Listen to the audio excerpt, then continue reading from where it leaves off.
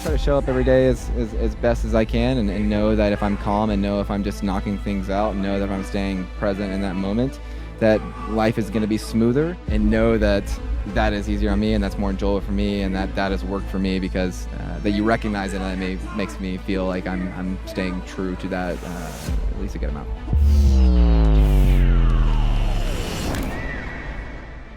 Oh my goodness. Oh my. I cannot even contain the level of excitement that I have to be actually sitting down with you rather than running around like crazy. It's true. I don't want to sit for too long, or I'll lose my pace. I just did an aroma touch therapy. Shout out to Essential Living for providing such a lovely space. And here at Envision, this sounds like a plug, and I guess it is, but I just got out of one of those, and it was so relaxing. So I'm getting back on my grind a little bit, but I'm excited to be here with you, Samantha.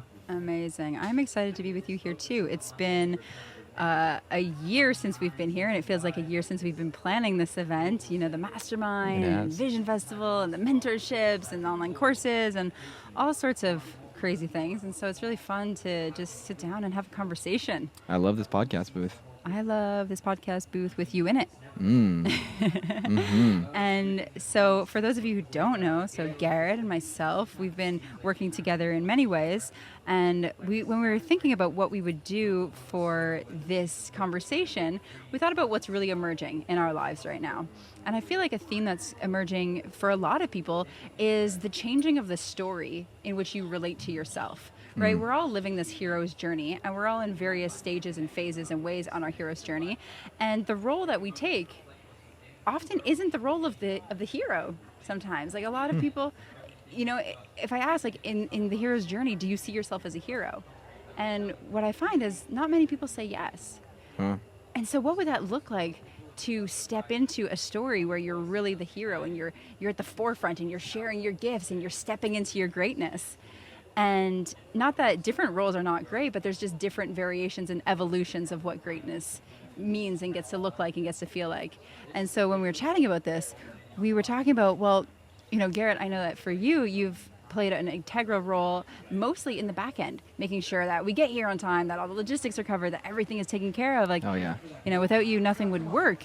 And at this moment, you're stepping into a different role. Yep. And so I would just love to hear a little bit about that. Yeah, I mean, so this role I'm playing right now is the content creator, the my own perspective, my own unique twist to it, having the ability and the willingness and the enthusiasm to come here and to speak and to spread a message, which I know is true with me. And I just got off the stage earlier speaking, which we can link below. That talk was really fun. But I talk about that a lot as well, is that we each have our own unique perspective. We each have our own gift to the world. We each have a voice, and to make sure that we can step into that, because there's 7 billion people out there, and myself, I can't represent, and I can't be the changing person for all 7 billion, nor do I want to. It has to be a full long list of everybody adding their part, spreading their message, letting people connect with different individuals that have similar journeys and inspire them in different ways to make true ripples of impact. It's not going to be just one person. It's going to be a full range, a full ecosystems of individuals holding different things and that can relate to different people in different ways.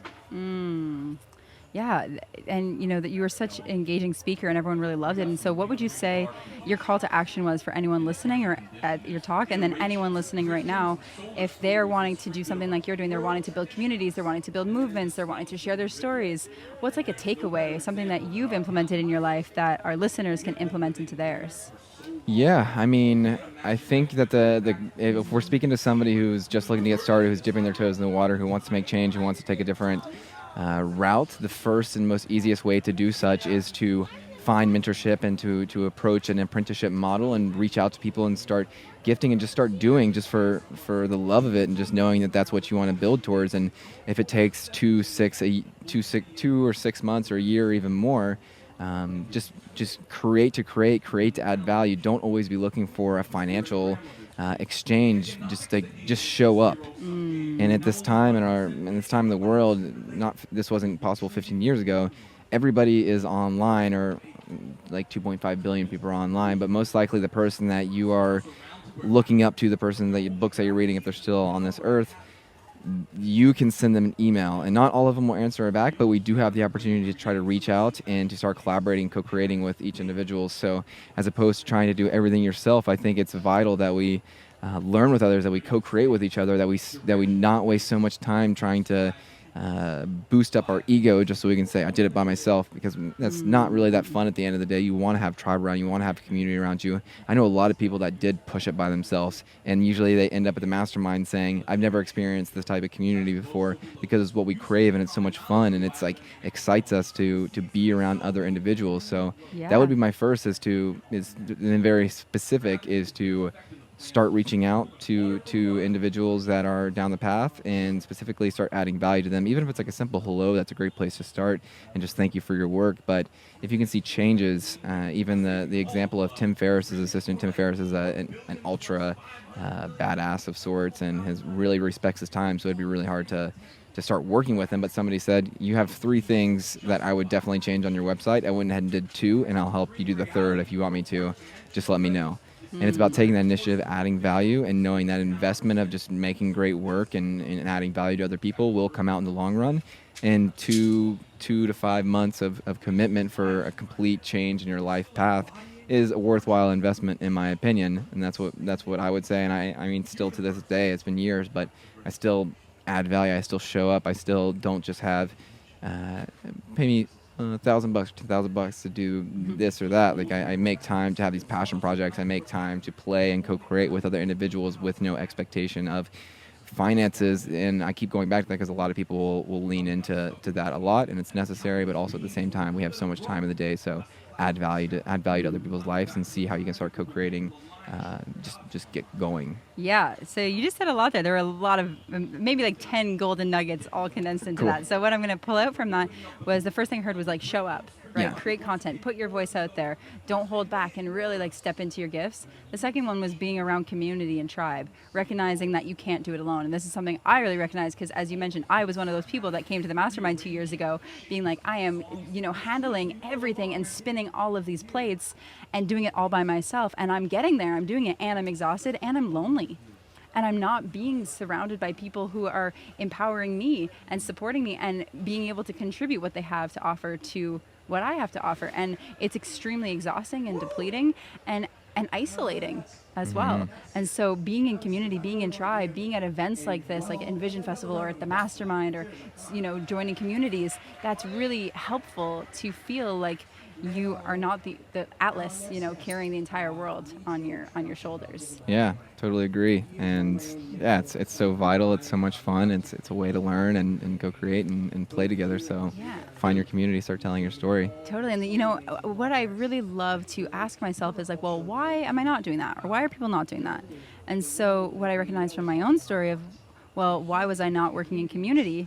It was this idea that I had, this story that I had. Well, if you want something done right, you do it yourself. And you can't rely on anybody but you, right? Yeah. These are stories that I learned growing up. Yeah. And they're programs that were programmed into my mind. If you want something done right, you do it yourself. And so I had this belief that no one will really be able to support me. And when I was trying to outsource or hire, build teams, that story caused this contraction where I didn't trust people to support me. Yeah. And so I wouldn't fully empower them to support me. And then when they couldn't show up for me, I was like, see, I proved it to myself. Yeah. And so really getting clear on the blockages that you have in maybe building community or tribe or hiring on team, and seeing that if you're struggling with all of this, you're normally the common denominator. And how can you change your own stories and your own energy to build what you want? Yeah. And how do you feel about that now that you have, you're co-creating with 9 amazing women just on the drop zone, the Essential Living drop zone right now? It feels amazing. Like right now I'm sitting here knowing that it's getting taken care of, where that never used to be my reality. My reality was I need to manage and micromanage everything for it to work. And as you know, that's so stressful. Yeah. It's fun to be the visionary and to have our fingers in all of the pots. Like I love that. We do that all the time. And yet not needing to be everywhere all the time, because we can try and we will collapse. Yeah. Right? And so that's a major shift. Yeah. It's such a gift to be able to do that and to like lift people up as well. I love the law of not the law, but like the philosophy of the 33 principle, where it's keeping your environment 33 people that you're training that are underneath you in that lane, not underneath you as like a person, but underneath you in like the lane that they're walking down, the skill that they're trying to improve. Keep 33% of the people around you at a competition level of like somebody to benchmark off and to have fun and to be competitive, or just like see how they're progressing and how you're progressing and how you can speak through what it's like to be going on that same level. And then also keeping it, and also on the first one as well for the beginner one, it also, well, let me go jump back to the last one. But the last one is to be surrounded by 33% of the people who are a level above you, so that you can learn from them, so that you can stay a student, so that you can stay curious, so that you can stay humble. And it's great because what you're learning from there, then you can turn around and transpire that into the lessons that you're teaching the 33% underneath you. Because when you master your skill, that's great, but true mastery to me is the ability to replicate that through education and through passing on the lineage, passing on the potent codes of that skill to the next person. It's something that's so understated, and it's, because we live in a reality now where the systems and structures are around more like centralized education, where one person lectures to a room of 400 people, and when do you ever get to interact with your teachers? Or you're learning from YouTube University or from textbooks, which are all amazing, and yet we don't have the direct opportunity to meet in mentorship, to really sit and go deep. And so remembering that every great coach has a coach and is coaching, right? It's an ecosystem and you're always connected. So I love that you said that. And I want to take it back to one of the first things that you said about, just even showing up and creating content.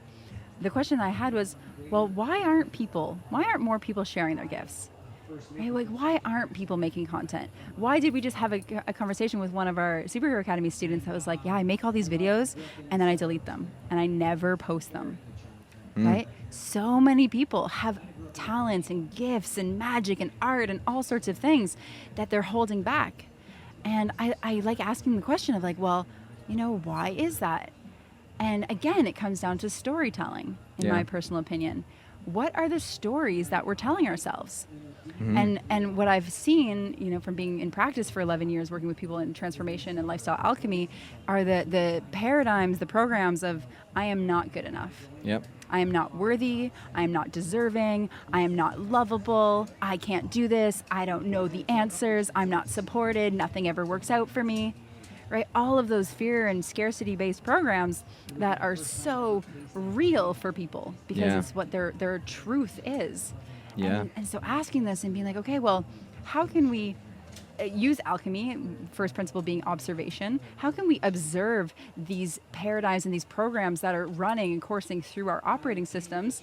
How can we then, second principle of alchemy, deconstruct them and see maybe where they came from, maybe it was a parent or a society or the media, and how can we then recreate ourselves with these new stories? Right? Maybe through affirmations or different embodiment practices, and just working on like, who do I want to become? Yeah. If I want to be somebody that's a great storyteller, tell myself I'm a great storyteller and go and share your first story. Yeah. So I would love to know, have you experienced any of these like limiting? Yeah, sure. Oh yeah, still do. Yeah. Yeah, I still get it. I mean, I'm going through that process right now. I've been like deep in social media for 3 years now, of like it being my full-time job, or like kind of like the main place that I put my energy and attention to. But it's always been through other individuals or other organizations. So if like I'm working with an influencer or like a creator of sorts, and to help them tell their story and to help them hone it in, and I'm speaking through their voice. Or if it's a flag of sorts, where it's like just a faceless brand, I'm still speaking through there. And it's taken me a long time, and I'm finally getting to that point where I'm ready to speak through my own voice without that self-doubt and without that fear of being received in a way, or seen in a certain way. And I know, and like it's really easier said than done, because I know that at the end of the day, I'm my own worst critique. I'm my own worst enemy when it comes to that mindset. At least at the moment, I am, because every time I do show up, every time I kind of like put my story out there, it's always so well received and accepted. Whenever I truly just like put myself out there, I receive so many private messages. I receive so many comments. I receive so much support and love, specifically even from people that I thought wouldn't. So it's like, yeah, it's just that consistent reminder of it. I would love to hear what that looks like for you, because I know it's not just something that you snap your fingers and it's gone forever. It does come back and it does arise in different ways, and any way that myself and anybody watching this can quickly kick themselves or snap themselves out of it when they start to have that sooner rather than later. I would love to hear if you have any tips or tricks for young G over here, young Garrett over here, that they could share with myself and the people watching this. Yeah, thanks for asking that. That's so huge. It's, again, important to be the observer. Just being in awareness of the rhetoric and the stories and the things that you're telling yourself. And so say you notice that you're being critical, right? Okay, you're being critical. Often there's this desire to beat yourself up for being critical. A lot of people judge their judgment and then shame their shame, and that further perpetuates it. And so being aware of these stories or these feelings that are coming in, and then having so much compassion. Whenever I'm extremely, what's the emotion I experience the most? Probably frustration. So whenever I get frustrated, rather than being ashamed that I get frustrated, I can bring in the compassion and be like, wow, thank you, frustration, for showing me how much I care. Thank you for being a teacher for me. And then once I can be aware and name, I'm experiencing, not I am mad, but I'm experiencing the feeling of being mad, then I can ask myself, now what do I choose?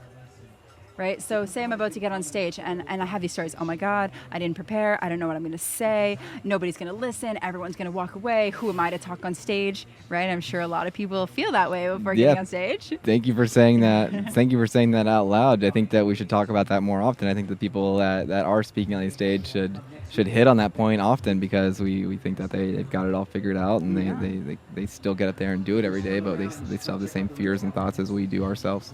Yeah, so what you can do is be aware and be like, ooh, okay. Thank you, old stories, for trying to keep me safe. Thank you, ego, for trying to protect me. Thank you so much. And now I choose something different. I choose a new reality. I choose a reality where I am confident, where I am well-spoken, where I have presence, where I am engaging, where people love listening to me speak. And then I anchor that into my body, where I don't just say it, but I feel it. So I take a power pose. I anchor that feeling. I visualize the crowd going wild. And then I just take a deep breath and I'm like, okay, I get to be this person. Yeah. And even if I'm not, I get to be proud of myself, because that's really what matters. Not what everybody else thinks, but it's about how I feel about how I've shown up, and taking it all as a learning opportunity and not taking it so seriously, right? We take it so seriously. People are more afraid of speaking in public than of dying. Yeah. Because it is a death in a way. Yeah. Rejection. I am not good enough. That story again. And so asking yourself, what would it look like if I believed in something different? Who would I need to become for that to be an actual reality? And how can I be committed to stepping into that next iteration of my own evolution? Yeah. And then coming from that place. Exactly. And it just takes consistency, and it takes the ability to just step up and show up and to be like, this is going to be for the better, and this will be a little bit tough sometimes, and but that's part of the learning experience. And a great lesson that my grandfather taught me, he was talking about university, he was talking about college, and he was talking about the first 2 years of when you're taking art class, when you're taking philosophy class, when you're taking all this random assortment of your general curriculum. I forgot what the classes are called, but the ones that everybody has to take, that those are there to see who has the grit to make it through. And those are put in place for one, I mean, just to get the diversity a little bit as well, but it also shows who can actually push through and who can actually make it, even whenever it's not their highest excitement. So they can make it to the full of the engineering class, or full of the medical classes, are full of the legal classes as well. But if they can't push through, and they don't have that determination factor, and they don't have that ability to stick with it, then that says something that person needs to work on. Because regardless of what path you go down into, there's going to be times where you do something that's going to challenge you, do something that's going to push you, do something that's going to see if you're able to stick with it, or if you're going to just fall away in the breeze. And some people have that naturally, and some people have to work with that more. But Yeah, that's, I mean, just like in life, it has those challenges. So it's really going to test you and be like, oh, do you really want to become great at public speaking? Do you really want to become a holistic healer? Do you really want to be somebody who is a storyteller and is going to be able to step up on camera again and again and again? Okay, let's see if if you're doing that. If you can make it past this first 20%, then the rest is smooth sailing with your minor choppy seas every now and then. Yeah. But it's really about that first big push of the boulder, push of it to start having the momentum roll downhill. I love that analogy, and what you said makes me think of something. You know, sometimes my clients tell me like, "Oh, it's so hard. I wish it was just easier. I wish I didn't have to do this. I don't want the obstacle. I don't want the expansion." Everybody would do it. And I ask, well, like, would you play a video game where you just walk through the entire game from start to finish, pick a few roses, smell a few flowers, and then just get to the end and that's it? Would you play that video game? Probably not. Yeah. And so the fun of the video game is overcoming the challenges and finding the little secret nuggets and slaying the dragons and building the things and like that's what life is. And so how can we ask ourselves, if life is like a video game, how can we play more? How can we be more curious? How can we have more fun? How can we see each obstacle as a commitment for us to overcome the fear of being ourselves? Yeah. Yeah. And fucking everything up. oh, what's going on stage right now? We got Stephen Brooke shooting some wisdom. And that being said, we have about 2 minutes left. Okay. To just rapid fire some wisdom. And so to add to that real quick, when you're going through that challenge, that game of life, consistently ask yourself. I'm a big fan of Stoicism. I always tell myself, "This too shall pass." So when you're able to say, "This too shall pass," whenever everything is going great, and whenever it's easy to say "this too shall pass" when everything's going hard, that's whenever you're really starting to get it, that you don't just rely on that when things are tough, but you also are in an understanding of when things are going great, that challenges are ahead and that there's other things and other obstacles that will present themselves. That's so good. Saying "this too shall pass" even when everything is floating on calm waters. Oh, that's such a good nugget. So I'd love to end this podcast on us asking each other a question. So I'll ask you a question first, something that I feel like our listeners and viewers will really benefit from, and then I'd love for you to ask me a question. Are you in? Yeah. Okay. Good. So something I want to know is, how do you manage to hold it all together when you are holding so much and doing so much? Because I see you, Garrett. You know, you really throw down hard and you hold it together, and you are just like in all of the planning and organization, logistics, and everyone's asking you a million things, and you just always show up.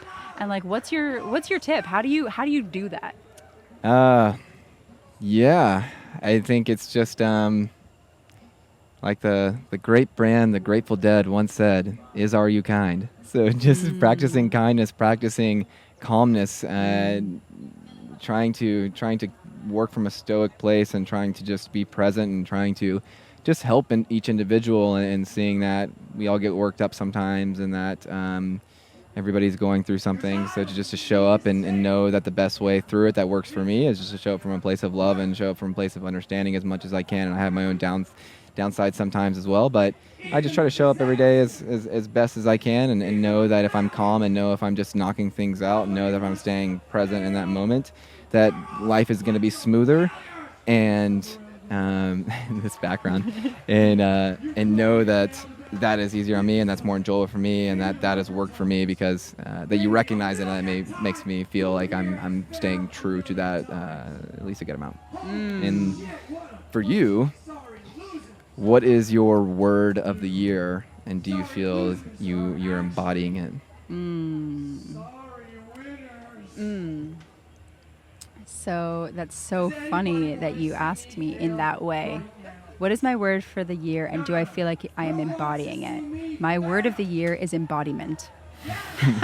Synchronicity. I love synchronicities.